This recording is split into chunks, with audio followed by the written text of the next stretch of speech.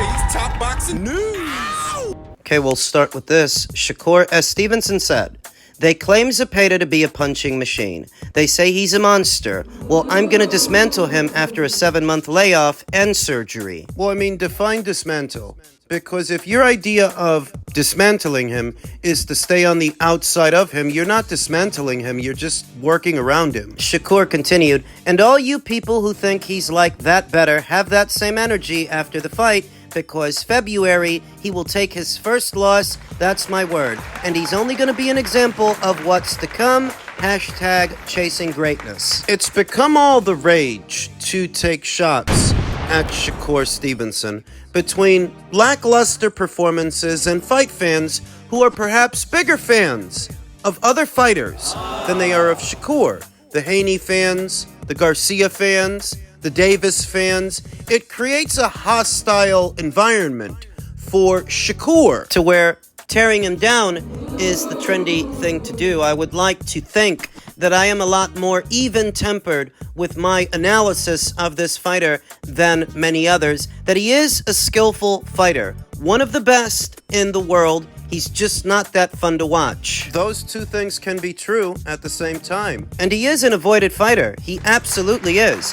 When Isaac Cruz was ordered to face Shakur Stevenson by the World Boxing Council, he decided to forego that order, that eliminator, and I don't think the boxing community gave him enough guff for it. You saw what Rayo Valenzuela was able to do to Isaac. Staying on the outside of him, outboxing him.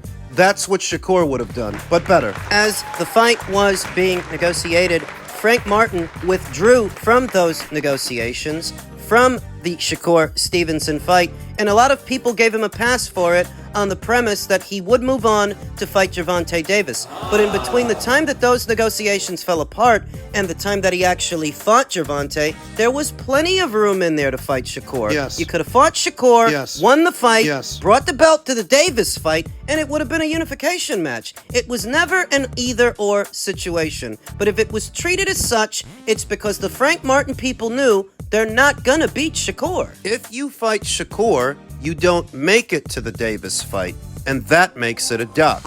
In the amount of time it took you to get the Gervonta Davis fight, you could have fought Shakur already. If you didn't, it's because you knew you were gonna lose. Two things can be true at the same time, my friends. They absolutely can. While Shakur Stevenson is not a fun fighter to watch, and I myself, I ain't big on pure boxers. In fact, it's the base style I like the least. I can still acknowledge that Shakur is one of the best fighters in the world. He's supposed to be fighting William Zepeda sometime early next year. Off the surgery. Off of a hand injury and the subsequent hand surgery that followed, accenting his commitment to the big fights. That if he hasn't had a big fight yet, it's not because of what the narrative spinners are saying, it's because people don't want to fight him and they keep making excuses not to. You guys keep giving them a pass not to fight this guy. This boxing community in this era has a very morbid perspective on the sport, that if a fighter has a troublesome base style, well then nobody should fight him. If that were the case in previous eras of boxing, then Chavez never would have fought Meldrick Taylor or Pernell Whitaker. Oscar would have never fought Floyd. Seems to be the rationale that because Shakur has a troublesome and pesky base style that doesn't make for a fan-friendly fight, everybody should just pass over him. So make it a fan-friendly fight. Push the envelope, throw punches and bunches.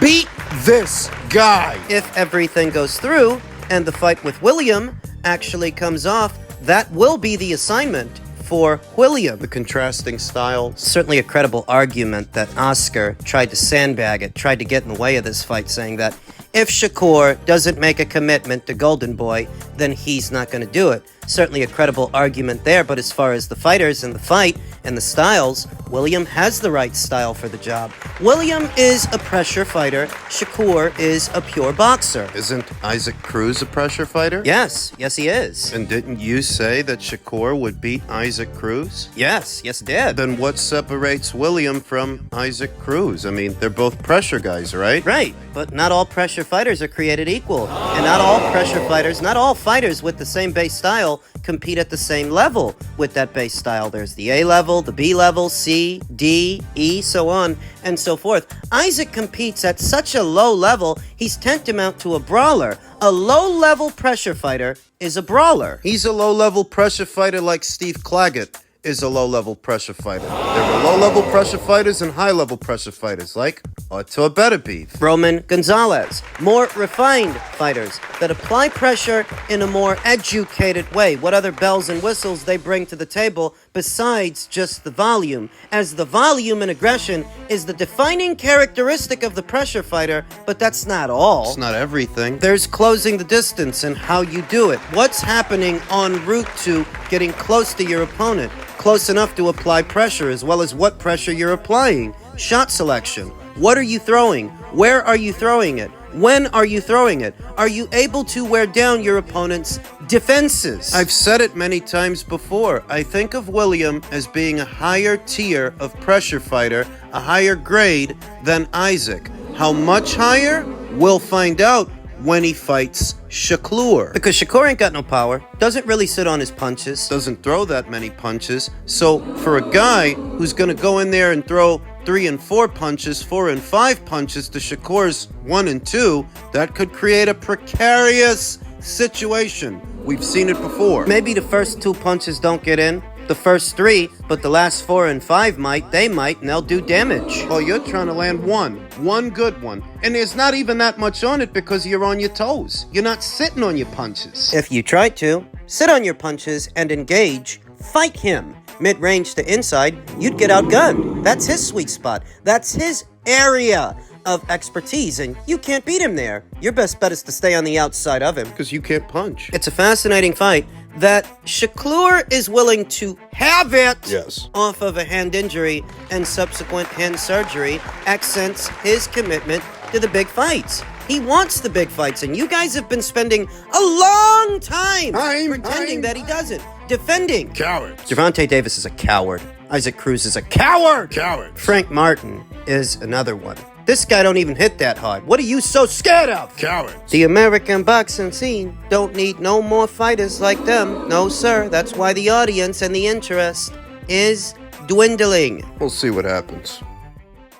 In men's heavyweight news, Tyson Fury reveals the game plan for the Oleksandr Usyk rematch. Tyson Fury discusses how he plans to approach the Oleksandr Usyk rematch in December. Tyson Fury admitted he thought about walking away from boxing following his defeat to Oleksandr Usyk, but now says he wants to get the victory in a rematch because he insists he won the first fight. So now he's got to go knock him out, stating, "I'll be training for a good knockout, like I did in Wilder 2, and not leave it to the judges." Oh, you're training for a knockout now. So what were you training for before? You gotta love the stuff that fighters say ahead of a fight. You gotta love how many times the story changes, because the story was that Tyson was going to be too big and too strong for the rabbit, too strong for the blown-up middleweight. So wait a minute, you weren't training to knock him out the first time, but now you are? Fury told IFL TV, "I've thought about walking away from it because I'm over it now. I'm over the whole freaking boxing thing. Sit at home, go for a coffee, have a bit of dinner, taking me kids to school. I can do what I want. I don't need boxing. I don't need to go and get my head punched in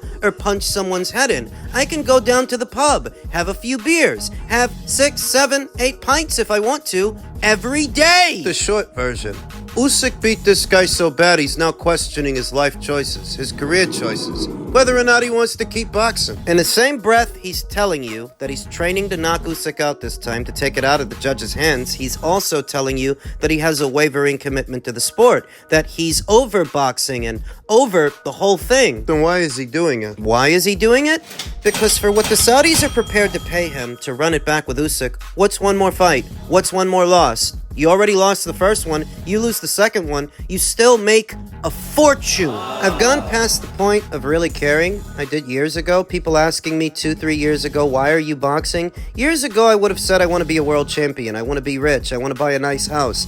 I want to buy a watch. I want to buy a car." But I've done all that. So the answer to that question, why do you do boxing now? Because I can. But it makes sense to do the rematch and get me victory back. That's not a real answer, and that's not the real reason. So if the Saudis weren't involved and he were coming off a loss, If the Saudis weren't paying him what they're about to pay him to fight Usyk again, do you think he'd want to fight Usyk again? No. So often in the sport of boxing, the people within the sport of boxing try to remove all the common sense from the conversation. If you say you stopped caring a long time ago and you don't need to do this, i.e. you don't really want to do this, the only reason you'd be doing it is for the money. And sometimes just doing it for the money is not enough. Oh, I understand that this is prize fighting, and the prizes have a lot to do with the fighting. Why they're fighting. But some fighters are fighting for something more than the prizes, something more than the money. Fury says he's still boxing because he can. So he says. And those fighters that are fighting for something more than just money, something else, they're doing it because they can. They have that unique ability that not everybody has, that they can fight for something more. Fury continued, I didn't think he beat me the last time, and I damn sure ain't gonna let him beat me this time. I've gotta knock him out. I'll be training for a good knockout like I did in Wilder 2. I said I was going to knock him. Oh, so now you're training to knock him out. What were you training to do before? Tickle him? Tease him? Make fun of him? Call him names? Make stupid faces into the crowd as you waste rounds? What? Ukrainian Oleksandr Usyk was crowned the century's first ever undisputed heavyweight champion over British behemoth Tyson Fury last May.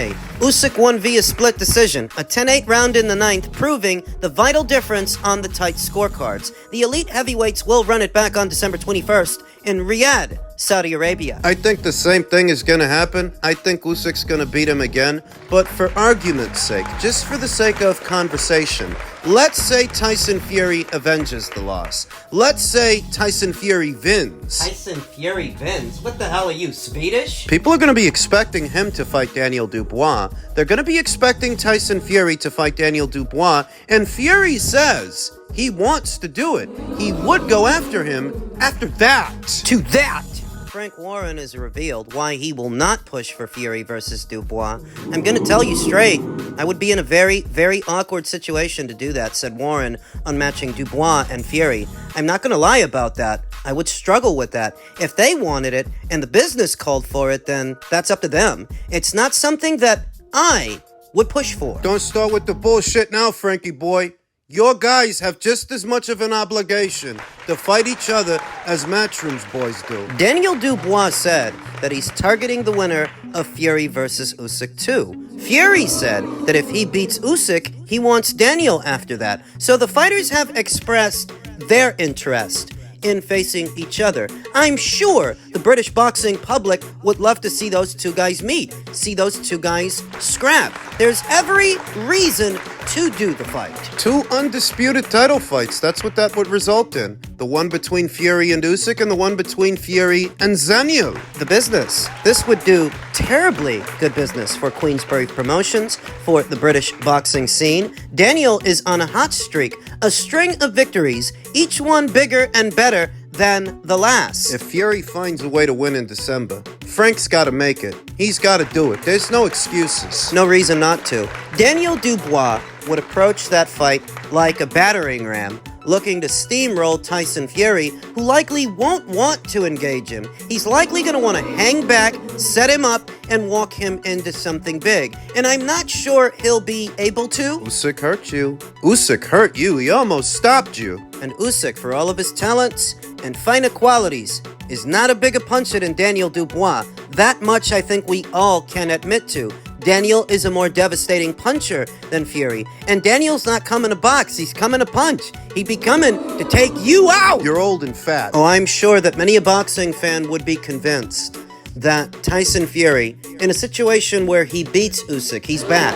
He's all the way back. The Gypsy King has returned. That's what they would say if he won. He might even be the favorite going in. The betting favorite with the bookies. But I'm not sure he wins that fight. Not if Daniel takes this kill or be killed approach, and that's the approach he's been taking fight by fight. With Jarrell, with Philippe, with Anthony. He would take that same approach with Tyson. Put him in a situation where either I'm gonna knock you out or you're gonna knock me out. But one of us has gotta go. And Fury says he doesn't care anymore. He stopped caring a long time ago. It's that which you give, that infinitesimal iota. Sometimes that's what decides it.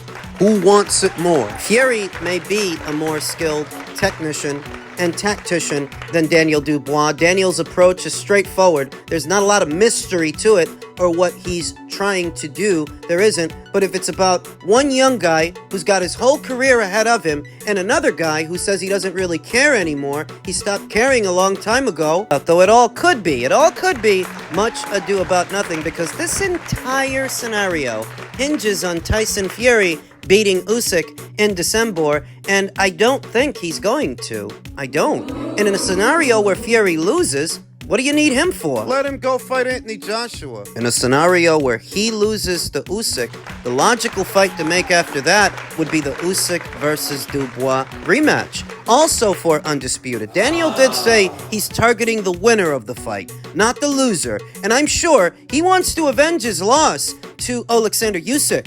Run it back! See what happens. The heavyweights are fighting each other, and that's a good thing. All the heavyweights are fighting each other. It's open season up there in the land of the big men. Big smoke, big money, high stakes. There are any number of great fights to make in today's heavyweight division. Dubois versus the winner of that fight is one among them. How would Usyk fare in a rematch with Daniel? This new, improved Daniel, if he is improved. If he did get better. And it's not that Anthony was asleep at the wheel or that Anthony has regressed. If Daniel actually got better from the time that Usyk fought him, how does Usyk fare against that version of Daniel? Because if nothing else, that version of Usyk will be older. What? A little over a year? 2 years? It's very exciting. There's a lot to think about there. Daniel Dubois may yet get his chance at revenge. Or maybe, just maybe, Usyk beats him again. And we see a level of dominance from a fighter we haven't seen in this division, and we rarely see in the sport in a long while. Things are shaking and rattling and rolling at heavyweight.